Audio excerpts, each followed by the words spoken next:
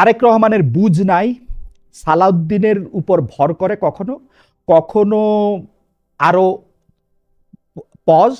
মির্জা ফখরুল ইসলামের মেয়ের জামাই আছে না, ফাহাম, ফাহাম ভাই, ওই যে ফাহাম আব্দুল সালাম, হুম, উনি একটা শব্দ বলতো ডেসপিকেবল, টুট টুট টুট। এই শব্দগুলি বলাই হয়েছে সালাউদ্দিনের জন্য।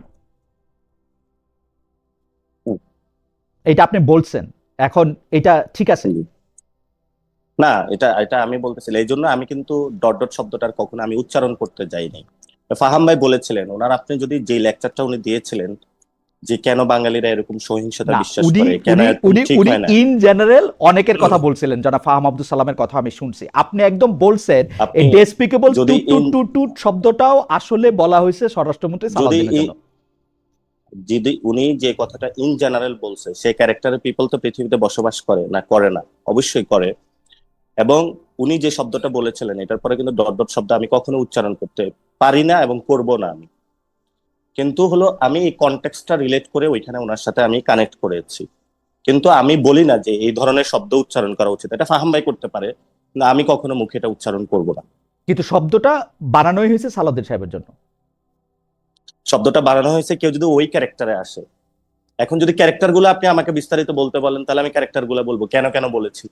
আপনি জনাব তারেক রহমানকে বুঝনাইয়ের জায়গাটা থেকে এইচএসসি পাস প্রধানমন্ত্রী বলছেন, ইটস ফাইন, আমার কাছে কোনো অসুবিধা নাই যে এইচএসসি পাস, আপনি তার এইচএসসি পাস মনে করছেন, আপনি এইচএসসি পাশে বলছেন, কিন্তু পাস দিয়ে কি আপনি একটা লোকের বিবেচনা করেন? মানে ধরেন না, আপনি আপনি মাস্টার্স পাস, আমি সেই জন্য আপনি এইচএসসি পাস লোকের থেকে একটু ভালো, বেটার? না আমি আমি এটা দিয়ে জাজমেন্ট করতে চাই না। তো জাজমেন্টটা তখন আসে, একজন আপনার ব্রাজিলের যে প্রেসিডেন্ট যিনি ছিলেন, শ্রমিকদের থেকে যিনি এসেছেন প্রেসিডেন্ট লুলা মেবি। হুম। তো উনি কিন্তু শ্রমিকদের থেকে এসে প্রেসিডেন্ট হয়েছেন, অথবা পৃথিবীতে অনেকজন আছে তারা পৃথিবীকে নেতৃত্ব দিয়েছেন। তো নেতৃত্বের জায়গাটা যখন আপনি পৃথিবীর এজেন্সটা বুঝতে পারবেন মানুষ কি চাচ্ছে। দেখুন আপনার, এটা আমি যখন বলেছিলাম বাচ্চারা হাঁটু পরিমাণ পানি, কারো গলা পরিমাণ পানি, ওই অবস্থায় তারা হলো পরীক্ষার হলে যাচ্ছে। আপনি চিন্তা করেন, আপনিও ওই সময় এইচএসসি পরীক্ষার্থী এবং আপনি সকালবেলা দেখলেন যে হলো বাসার সামনে হলো গলা পরিমাণ পানি। তখন আপনি একটা আবেদন জানাইলেন যে ঠিক আছে, আজকের পরীক্ষাটা যদি বাতিল করা হয়, যেহেতু আপনি নগর ব্যবস্থাপনা করতে পারছেন না অথবা আপনার আগের সরকার করতে পারে নাই, কিন্তু পরিস্থিতিটা তো বিরাজ করছে তখন। তখন আপনি তাকে বললেন আজকে পরীক্ষাটা না নিয়ে তাহলে আপনি কালকে নেন। আপনি তাদের বাসায় ডিবি পাঠাইলেন, তাদেরকে হেনস্থা করলেন, এই তুমি কোন কলেজে পড়ো, তাদেরকে পলিটিক্যাল ট্যাগ দিলেন। এবং যে এই পরীক্ষার ব্যবস্থা, সেখানে আমি বলেছিলাম বাংলাদেশের যারা শিক্ষার্থী তাদেরকে একটা টেস্টিং প্রক্রিয়ায় নেওয়া হয়। আফ্রিকান অঞ্চলে যেমন এই ওষুধটা ভালো নাকি খারাপ ইঁদুরকে দিয়ে টেস্ট করা হয়, তারপরে মানুষকে খাওয়ানো হয়। তো বাংলাদেশের শিক্ষা ব্যবস্থা কতটুকু খারাপ না ভালো, এটা যখন আপনার একজন প্রাইম মিনিস্টার অথবা হোয়াট এভার, এটা হলো শিক্ষা সচিব অথবা শিক্ষা মন্ত্রী যেই হোক না কেন, তার মধ্যে যদি এই বোধ সম্পূর্ণ জায়গাটা না থাকে, তখন আসলে ওনার শিক্ষা ব্যবস্থায় আর কতটুকু, এটা ধরেন ক্লাস 5 পাস হইলেও ওনার মধ্যে বুঝে আসতো না, আবার খুব পিএইচডি হলো তার মধ্যে এই সম্পূর্ণ বোর্ডটা আসতে পারতো তাহলে না। আপনার এখন আপনার কথাই আসলো যে 5 পাস হলেও উনি বুঝতেন না, পিএইচডি হলেও উনি বুঝতেন না, তাহলে আপনি তাকে এইচএসসি পাস কেন বললেন? হ্যাঁ, ওইখানেই একটা শিক্ষার্থীদের বলা হয়েছে যে বাচ্চারা তোমরা ঘরে যাও। এখন যেই বাচ্চা পোলাপাইন গুলা কয়েকদিন আগে বের হয়ে আসছে যে বাংলাদেশের ফেসিবাদী সিস্টেম, তাহলে তাদের বুঝটা আছে মাথায় ক্লিয়ার নাকি ক্লিয়ার নাই আপনি বলেন? না না, আমি আপনার কথা বুঝতে পারতেছি না। মানে আপনি বলতেছেন যে মানে এটার সাথে তো সার্টিফিকেটের কোনো সম্পর্ক নাই। নাসিরউদ্দিন পাটোয়ারি সম্পর্কটা পিএইচডি কেন, পাইছে, হ্যাঁ, সার্টিফিকেটের সম্পর্কটা কি? সার্টিফিকেটের সম্পর্কটা কেন আসতেছে সেটাই ব্যাখ্যা করতেছি আমি। আপনি বাচ্চাদেরকে কেন হলো গালি দিলেন বাচ্চা বলে? মানে যেই পোলাপাইন গুলা ক্লাস 10-এ ছিল অথবা ইন্টারে ছিল, সেই পোলাপাইন গুলা অভ্যুত্থানের সময় হলো বুঝেই তো ফেসিবাদের বিরুদ্ধে। কে গালি দিছে মুরগি বলে? শিক্ষামন্ত্রী দিয়েছে। ওকে, আপনি এই কথাটা একটু মনে রাখেন যে শিক্ষামন্ত্রী দিয়েছে। ওকে, জি অবশ্যই। ওকে, তো শিক্ষামন্ত্রী দিয়েছে, তাহলে তো শিক্ষামন্ত্রী তো যার ক্যাবিনেটে আছে তাকে আপনি এইচএসসি পাস বলে কি এই গালিটার জবাব দেওয়া হলো? না, এই গালি তো মানে শিক্ষার্থীদেরকে যখন কথাটা বলা, আমি কিন্তু ওনাকে গালি দিতে চাই নাই। যে হলো এইচএসসি পাস, ওনার যদি বোধসম্পন্ন থাকতো তাহলে উনি ওই বিষয়টা হলো রিয়ালাইজ। না না, এটার সাথে পাশের কি সম্পর্ক? এটার সাথে পাশের কি সম্পর্ক? এটার পাশের সম্পর্কটা এটাই আসে যদি উনি বিকজ ইউ আর ভেরি শিক্ষিত হলে প্রাউড তাহলে যে বুঝতাম। আপনি ঢাকা ইউনিভার্সিটি থেকে পাশ করে না না না মাস্টার্স করে না না না আসছেন, আমি আর আমি যারা এইচএসসি দেখেন পাস আমি মেট্রিক আমি পাস, আপনি আমি দেখেন আমি একইভাবে এটা একইভাবে বেগম জিয়াকে বলা হইতো সে সময় নন মেট্রিক, 8 ফেল, 8 পাস, একই সংস্কৃতি না এটা? না, এটা একই সংস্কৃতি না। ওই সময় দেখা হয়েছে আপনি তো 8 পাস, আপনি কি করেন? কিন্তু আপনি যখন আমাদের বাচ্চাদেরকে গালি দিবেন অথবা তখন আপনি শিক্ষার্থীদের বলবেন গালি আপনি দিবেন, এইচএসসি পাস, আপনি কি বুঝবেন? না না আমি তাকে এটা বলি না যে আপনি এইচএসসি পাস হলে আপনি কি, আমি গালি দিতে চাই না তাকে, আমি তাকে রিলেট করার চেষ্টা করেছি। না না, আমি আপনি রিলেট করার চেষ্টা বলছেন যে করেছি। তার বুঝ নাই কারণ সে এইচএসসি পাস। হ্যাঁ, বুঝ নাই, এটা কি আপনি মনে করেন প্রধানমন্ত্রী বুঝ আছে? নাই তো। যদি বুঝ থাকতো ওই দিন শিক্ষার্থীদেরকে পাঠাতো না। বাংলাদেশে মাস্টার্স পাস প্রধানমন্ত্রী আমরা দেখছি, পিএইচডি পাওয়া, নোবেল পাওয়া সরকার প্রধান আমরা দেখছি। বুঝ নিয়ে সবার বুঝ নিয়ে প্রশ্ন করা যায়, তার সাথে পাশের কাকে কোনো সম্পর্ক দেখছিলেন? নাই। পাস করার নিয়ে তাদের কাকে সম্পর্ক দেখছিলেন নাই, পাস পিএইচডি করার। পাস করা রাষ্ট্র ডক্টর ছিল? মোহাম্মদ ইউনূসকে দেখছি। ডক্টর ইউনূস তো ওই সময় শিক্ষার গুরুত্ব দিয়েছিল, অনেক কিছু না না, চেঞ্জ আমি প্রস্তাবনা শিক্ষার বলেছিল গুরুত্বের এটা কথা সংস্কার বলতেছি না, করার কিন্তু জন্য। আমি শিক্ষার গুরুত্বের কথা বলতেছি না, আমি বলছি পাস ছাড়াও অনেক প্রশ্ন করা যায়, আপনি নিজেও অনেক প্রশ্ন করতে পারবেন ডক্টর মোহাম্মদ ইউনূসকে নিয়ে। জি, তো সেইটা পাশের সাথে নাই তো, কিন্তু আপনি এটা বলছেন। হাউএভার আপনি আরেকটা কথা বলছেন যেটা আমার খুব মানে মানে একটু কানে লাগছে। আপনি বলছেন যে প্রধানমন্ত্রীর ওয়াইফের কি কোনো কনস্টিটিউশনাল পজিশন আছে, বা তার কোনো মেয়ের ওর মানে গভর্নমেন্টের প্রোগ্রামে, গভর্নমেন্টের টাকা দিয়ে রাষ্ট্রের প্রোগ্রামে উনাকে বা উনার মেয়েকেও নিয়ে আসা হচ্ছে। এটা তো সারা পৃথিবীর নর্মস ভাই। বাংলাদেশে যাদের এই আমি আচ্ছা, আমি মাত্র 3টা দেশের না না উদাহরণ না না দেই, আমি মাত্র মানে 3টা দেশের উদাহরণ দেই। কানাডার প্রধানমন্ত্রীর ওয়াইফের কোনো কনস্টিটিউশনাল পজিশন নাই, ব্রিটেনের প্রধানমন্ত্রীর বউয়ের কোনো রকম কনস্টিটিউশনাল পজিশন নাই অথবা জামাইয়ের, এবং জাপানের প্রধানমন্ত্রীর বউয়ের বা জামাইয়ের কোনো কনস্টিটিউশনাল পজিশন নাই, কিন্তু তারা অনেক সময় ভলান্টারিলি রাষ্ট্রীয় কার্যে অংশগ্রহণ করেন। জুবাইদা রহমান বা জাইমা রহমানকে এই কথা বলার কি যুক্তি আসলে? আমি এই কথাটা বলেছিলাম যে সাধারণত অন্য দেশের হলো একটা হলো কনস্টিটিউশনাল জায়গা থেকে ফার্স্ট লেডি না, অথবা সেটা শুধু রাষ্ট্রীয় কোনো প্রেসিডেন্সিয়াল পদে থাকে, শাসনের ক্ষেত্রে, আর কোথাও ফার্স্ট লেডি এটা থাকে না, প্রেসিডেন্সিয়াল। শুধু কিন্তু প্রেসিডেন্সিয়াল। অথবা রাষ্ট্রীয় রাষ্ট্রীয় কোনো জায়গায় অনেকে কনস্টিটিউশনাল পদে তাদেরকে নিয়ে আসে, অথবা আমি আমি আমি বলেছিলাম আমি আমি যে কানাডা ফাউন্ডেশন কানাডা, ব্রিটেন এবং ফাউন্ডেশনের জাপানের ক্ষেত্রে উদাহরণ দিলাম, তাদের কেউ কনস্টিটিউশনাল পোস্টে নাই, ইউরোপের কোথাও নাই। আমি জার্মানিতে ছিলাম, না, চ্যান্সেলর সেখানে বইয়েরও নাই। সেখানে ম্যাককার্নের ওয়াইফ কোন রাষ্ট্রীয় ইনস্টিটিউশনে অনেক গিয়েছে কিছু আমাকে একটু দেখাবেন। রাষ্ট্রীয় ইনস্টিটিউশন, আপনি অনেক সেটা কিছু অনেক কিছু রাষ্ট্রীয় অনেক নো নো নো কিছু নো তিনি বলে no no voluntarily. No no no no আপনি নো দেখেন টনি ব্লেয়ার বলে বিল ব্রিটেনের গেট একজন, টনি ব্লেয়ার বলে হ্যাঁ ব্রিটেনের হ্যাঁ একজন প্রধানমন্ত্রী সেটা আমি ছিলেন, তার স্ত্রীকে আপনি সেটা আমি চেনেন? বলছি। তার স্ত্রীর নামটা মনে আছে? হ্যাঁ, চিনি, পরবর্তীতে সবকিছু হয়েছে। কিন্তু এখন যেই আমি কোয়েশ্চেনটা তুলেছিলাম যেহেতু বাংলাদেশে ফার্স্ট লেডি নাই, 2 নম্বরের জিনিস হলো বারাক ওবামার যে মিশেল ওবামা, উনিও কিন্তু রাষ্ট্রীয় অনেক কাজে বা বাহিরে অংশগ্রহণ করতেন না, একটা ফাউন্ডেশনের নাম দিয়ে বা কোনো কাজে। পৃথিবীর অনেক দেশে এই কাজটা হয়ে থাকে, ইন্দোনেশিয়া, মালয়েশিয়া, অনেক জায়গায় হয়ে থাকে। তো আমি বলেছিলাম যখন আপনি রাষ্ট্রীয় একটা মন্ত্রণালয়ের জনগণের ট্যাক্সের টাকা খরচ করছেন এবং ওই মন্ত্রণালয়ের মাধ্যমে আপনি প্রমোশন কাজ চালাচ্ছেন, আপনি ভলেন্টারি কাজে অংশগ্রহণ করেন। সো আপনি একজন ডাক্তার, আমাদের হেলথ সেক্টর ধ্বংস হয়ে গেছে, আপনি সেখানে গিয়ে কাজ করেন, নো প্রবলেম। আমি যখন গিয়ে দেখি ঢাকা মেডিকেলে ওয়াশরুমে হলো গন্ধ আসতেছে, তো আপনি সেই ওয়াশরুমে যান, আপনি তো সেখানে যাচ্ছেন না। আপনি যখন একজনের ইন্টেনশনটা বুঝবেন, আপনি দেখেছেন জাইমা রহমানের যখন কথাটা এসেছে অনেকে বলেছে গালি দিয়েছি, আপনি আজকে এখানে টকশোতে একটু প্রমাণ করে যাবেন আমি কি গালি দিয়েছিলাম বা কি না না, আমি করেছিলাম। প্রশ্ন সেই জায়গাটা করতেছি যে আপনার প্রবলেমটা কোথায়? জুবাইদা রহমান এবং জাইমা সেই রহমান, জায়গাটা জাইমা রহমান জুবাইদা রহমান আনঅফিশিয়াল জায়গাগুলিতে গেলে জুবাইদা আপনার কি সমস্যা, নাকি আপনি যেভাবে বলে দিবেন সেভাবে যাইতে হবে? না না, কোনো সমস্যা নাই, কোনো হ্যাঁ, সমস্যা নাই কোথাও হ্যাঁ, যদি যায়। হ্যাঁ। বাট আমাদের জায়গাটা হলো আপনি যান ঢাকা মেডিকেলের একটু ওয়াশরুমটা দেখেন, ঢাকা মেডিকেলের একটু সামনে যান, আপনি হলো সোহরাওয়ার্দী মেডিকেলের একটু যান, আপনি মুগদা মেডিকেলে একটু যান, আপনি পঙ্গু হসপিটালের একটু যান। মানে আপনার যে প্রফেশন, অর্থাৎ আপনি একজন ইকোনমিস্ট, আপনি গিয়ে হলো পারমাণবিক বোমা বানাচ্ছেন, বললেন যে আমি এটা সবচেয়ে পারবো, আমার হলো এই ক্ষমতা আছে, এই পাওয়ার আছে, আপনার যে এক্সপার্টিস জায়গাটা আপনি ওখানে কাজ করেন, এটা তো নো প্রবলেম। কিন্তু আপনি রাষ্ট্রীয় একটা programme, you are sponsoring from the tax of the people, আপনি জনগণের টাকা দিয়ে যখন কাউকে এইভাবে উপরে উঠানোর চেষ্টা করবেন, সেটা হলো অবশ্যই আমাদের সেই জায়গা হলো কথা বলা ওকে উচিত। ফাইন, উনি আমি আপনার এই বাংলাদেশের কথার সাথে মানুষের কিন্তু সাথে আমি as a আমি citizen, আমার অনেকগুলি ব্যাপারে কথা বলতে, বাংলাদেশের আমি অনেকগুলি যদি ব্যাপারে কথা আপনি বলতে তো তার হ্যাঁ আপনি যদি বলেন ডাক্তার জুবাইদা রহমান, দেখেন ওনাকে বাংলাদেশের সবাই শ্রদ্ধা করে, এটা তো কোনো ডাউট নাই। কিন্তু ডাক্তার জুবাইদা রহমানের বাংলাদেশের রাষ্ট্রীয় কোনো পদবি আছে নাকি নাই? বাংলাদেশের, আমি আপনাকে বললাম তো, ইউরোপের অনেকগুলি দেশে যেখানে প্রাইম না, মিনিস্টার আপনি উদাহরণে যাবেন, আমি আপনাকে যে না না, নাই নাই থাকে না তো, প্রধানমন্ত্রীর স্ত্রীর আচ্ছা, জন্য কোনো আপনারা কনস্টিটিউশনাল পোস্ট থাকে না তো। না, আপনি এবং আপনার জোবাইদা রহমানও একজন বাংলাদেশের সিটিজেন বা নাগরিক, আপনিও একজন নাগরিক, এই তো নাকি? না, পার্থক্য আছে। কি পার্থক্য? যিনি অফিস হোল্ড করেন, অর্থাৎ রাষ্ট্রের প্রধানের দায়িত্ব থাকেন, সরকার প্রধানের দায়িত্ব থাকেন, তাকে এরকম অনেক দায়িত্ব পালন করতে। আচ্ছা, হাউএভার, আমি আপনাকে হুম। বলছি, আপনার কথা শুনতে আমার খুবই আপনি ভালো তো লাগে। এটা এটা আপনার না, আপনার আমার মতন কেন, করে আপনি সারা পৃথিবীর বলতেছেন। এটা নর্মস রে ভাই।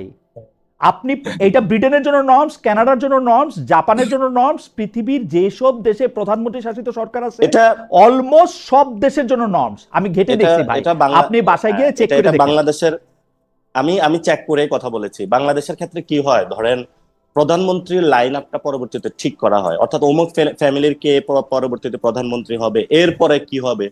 তো যেই সরকারি 5 বছর সরকারে থাকে, দেখা গেছে উনি হলো এটার মধ্যে হলেও স্পন্সরিং করার চেষ্টা করা হয়, ওকে, বিভিন্ন ফাইন ফাইন, প্রতিষ্ঠান আমি আপনার কথা আমি তাদের আপনার কথা পাঠানো। আমি আমি তো আমি আমি আমি মনে আমি করি যে আপনার এই কথা জায়গাটা, এই সংস্কৃতিটা বাংলাদেশে বাদ দেওয়া উচিত। আমি উনি মনে করি যাইতে যে পারে সিটিজেন, আমি কিন্তু মনে প্রায়োরিটি বেসিসে ওনার ঢাকা মেডিকেলে যাওয়া উচিত। আমি মনে করি যে আপনার বক্তব্যটায় আপনার এই পয়েন্ট তোলা, আপনার যুক্তি আমি পুরাটাই বুঝতে পারছি, কিন্তু একই রকম পয়েন্ট বা যুক্তি যাকে আপনি আমাদের সরকার বলতেছিলেন একই বক্তব্যে, অর্থাৎ অন্তর্বর্তীকালীন সরকার, সেই ডক্টর ইউনূস যখন তার মেয়েকে নিয়ে অন্তত বেশ কয়েকবার রাষ্ট্রীয় অনুষ্ঠানে গেলেন, বিদেশে গেলেন, জাতিসংঘে গেলেন, 11টা সফরের মধ্যে অর্ধেকের মধ্যে গেলেন, তখন আপনি এই প্রশ্ন তুলছিলেন যে who is she to accompany Mister Yunus.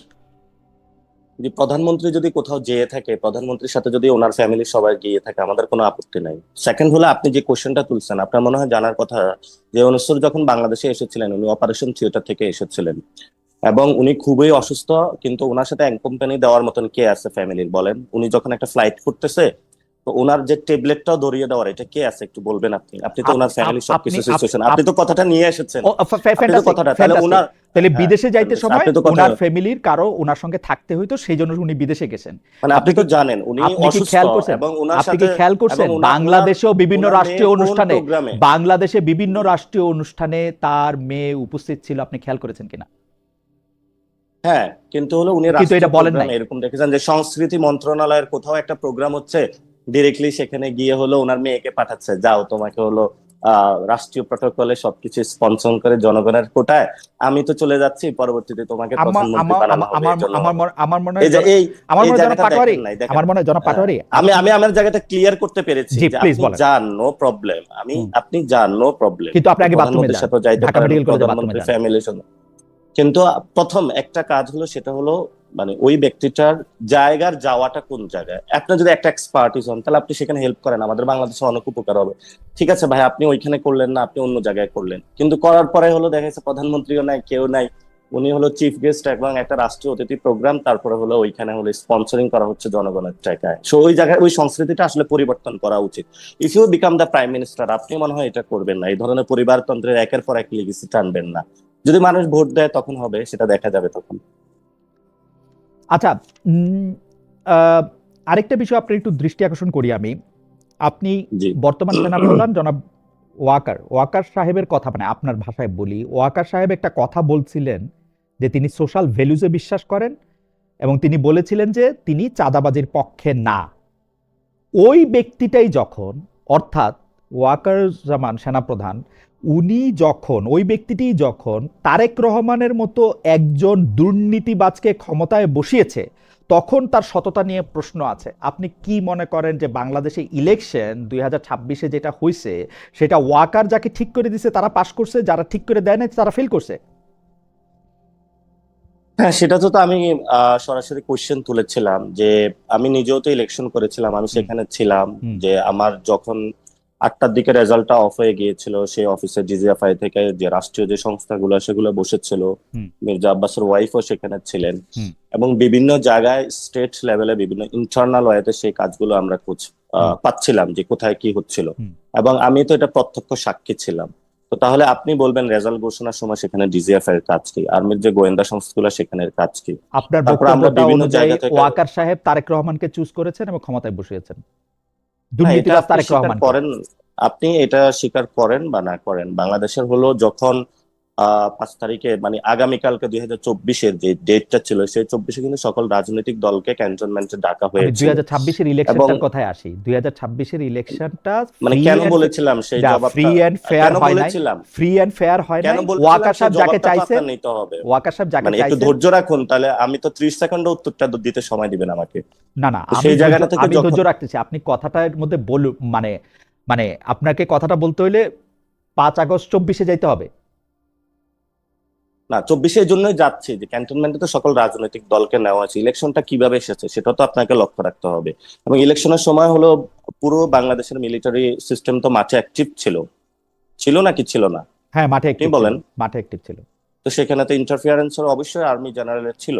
আমার প্রশ্নটা কি আপনি তো উত্তর 5 দিলেন? তারিখে যে আমার প্রশ্নটার উত্তর কি আপনি দিলেন? আপনি কি মনে মানে আপনি করেন যদি যে প্রশ্ন, আপনি আমি যদি আমাকে প্রশ্ন করেন যে আপনার যদি অনুষ্ঠান হয় ইয়েস নো, তাহলে আপনি আমাকে কোশ্চেন ইয়েস করেন, নো আমি না, ইয়েস নো ইয়েস নো উত্তর না, দিব। ইয়েস নো না, আপনি বিস্তারিত বলেন। এরপরে আপনি অভয় জি। দিলে, অনুমতি দিলে আমি বলবো আপনাকে। আমি না প্রশ্নটা আপনি, আবার করি। আমার অনুমতি নেওয়া লাগবে না, আমি আপনার এখানে আমার গেস্ট, অনুমতি কারোই নেওয়া লাগে আপনি না। অনুমতি। আমার কারোই অনুমতি নেওয়া লাগে না। অনুমতি নেওয়াটা হচ্ছে আমার কথার, মানে এটা একটা প্লিজের বঙ্গানুবাদ। আমি জিনিসটা বলি। আচ্ছা। ওয়াকারুজ্জামান 2026-এর ইলেকশনে যাকে চেয়েছেন তাকে ক্ষমতায় বসিয়েছেন, এবং সেটি দুর্নীতিবাজ তারেক রহমানের ক্ষেত্রে এটা উনি করেছেন। যার কারণে ওয়াকারুজ্জামান আপনার কাছে, আমি গালি বলবো না, আপনার বাকস্বাধীনতায় তাকে বলেছেন যে যখন মানুষের বয়স হয়, শেষ বয়সে মানুষকে ভূতে ধরে, you are so confident about it, ভূতে ধরলে কেউ দাঁড়িয়ে রাখতে শুরু করে, এবং হি ডিড ইট। যে ওয়াকারুজ্জামানই চেয়েছেন তারেক সাহেবকে ক্ষমতায় বসাইতে। আপনি এইটার ব্যাপারটা একটু বলেন। এটা আমার প্রশ্নটা একটু ইলাবোরেট আচ্ছা। করে আপনি যখন একটু সময় দিলেনি, এটা আপনি বিশ্বাস করেন কিনা, এবং আপনার যে দল এনসিপি, আপনার যে জোট জামায়াতে ইসলামী, তারাও বিশ্বাস করেন কিনা, এবং আপনি যে প্রথমত জি, প্রথমত যে বক্তব্যটা বলেছেন আপনি, আপনি কাট বক্তব্যটা দেখেছিলেন। আমি যদি ফুল যে বক্তব্যটা সেটা আপনি অ্যালাউ করলে তাহলে আমিও বলবো, কিন্তু আপনার যে কোশ্চেনের উত্তরটা, আমরা মনে করি যে এখানে বহিঃশক্তি, আওয়ামী লীগ এবং এখানে মিলিটারির বিভিন্ন অফিসারের সাথে একটা ন্যাকজাস তৈরি হয়েছিল, ফলত ওই ন্যাকজাস থেকে এই ধরনের একটা ইলেকশনে ইঞ্জিনিয়ারিং হয়েছে। এই ইঞ্জিনিয়ারিং এর জায়গাটা হলো আমি ইলেকশনের পরে ক্লিয়ার করেছিলাম, এর পরবর্তীতে বিরোধী দলীয় নেতাও এই বিষয়টা ক্লিয়ার করেছে, আপনি যদি বক্তব্যগুলো শুনেন। আমি, আপনি কি আরেকটু পরিষ্কার করবেন? মানে আপনার, মানে বিরোধী দলের নেতা জনাব শফিকুর রহমানকে আমি ইন্টারভিউ করেছি, জনাব শফিকুর রহমানকে আমি জি। জিজ্ঞেস করেছি, কিন্তু যেমন তারেক সাহেবকে জি। জিজ্ঞেস করেছি, তেমন শফিকুর রহমান সাহেবকেও জিজ্ঞেস করেছি, আপনারা কি মনে করেন যে ইলেকশন ইঞ্জিনিয়ারিং হয়েছে?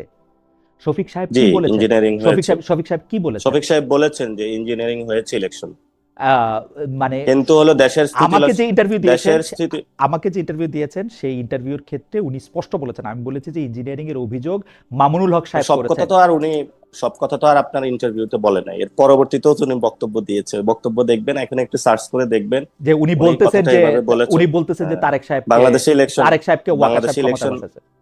বাংলাদেশে ইলেকশন ইঞ্জিনিয়ারিং হয়েছে, এবং সেই ইঞ্জিনিয়ারিং এর স্বার্থে ওই সময় আমরা দেশের স্বার্থে যাতে কোনো অস্থিতিশীল পরিবেশ সৃষ্টি না হয় সেজন্য মেনে নিয়েছিলাম। এই বক্তব্যটা আপনি একটু খুঁজে দেখবেন। আমার মনে হয় যে তিনি, আপনি ঠিকই বলতেছেন, তিনি এই জাতীয় কথা বলছেন, কিন্তু আবার তো এই কথাও বলতেছেন যে দেশের স্বার্থে যদি এটা এখন মেনে নেন, 5 মাস হয়েছে, এখন আপনারা বা জনাব অলি আহমেদ বা জামাত ইসলামী মিলে সরকারকে ফেলেও দিতে চাচ্ছেন। আপনি তো বলেই দিয়েছেন যে বিএনপি তো ক্ষমতায় টিকবে না, কারণ বিএনপি হচ্ছে রাবিশ পার্টি। এই বিএনপি কখনো আসলে টিকবে না এখানে, তাই না? হ্যাঁ, আমি এখনো বলি এই সরকার হলো টিকবে না, কারণ এই সরকার টিকবে না কারণ ইলেকশনটা 2টা ভোট হয়েছিল, আপনি একটা ভোট মানবেন আরেকটা মানবেন না। ইলেকশনে জনগণের 70% রায় দিয়েছিল। হুম। 71-এ যখন আমাদের মুক্তিযুদ্ধ হয়েছিল, মহান মুক্তিযুদ্ধ, সেই মুক্তিযুদ্ধের আগে জনগণ একটা রায় দিয়েছিল, সেই যুদ্ধতে কিন্তু হলো পাকিস্তানি জান্তা ছিল, তারা সেই জনগণের রায়টা মানে নাই।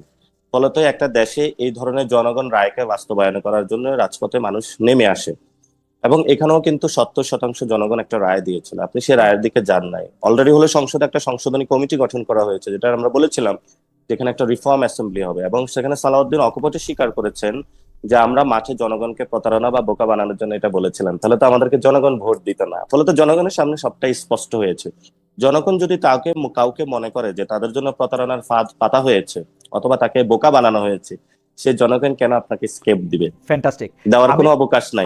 আমার কাছে মনে হয় যে আমি একটু পুরনো কথায় ফিরে আসি। তার মানে এনসিপি, না না, আপনারে আমি বিশ্লেষণের জায়গায় আমি যাইতেছি না, আমি বলতেছি আপনি যে এটা বলছেন এটা মিন করছেন, এবং আমরা যারা ফাহাম আব্দুল সালামকে চিনি বা এই শেখ হাসিনার সময় দীর্ঘ সময় ধরে তার অসাধারণ বাগ্মিতায় তিনি যেসব কথা বলেছেন যেগুলি আমাদের কানে সবার আসে, যতই আমরা টুট টুট টুট টুট বলি এটা আমরা সবাই জানি।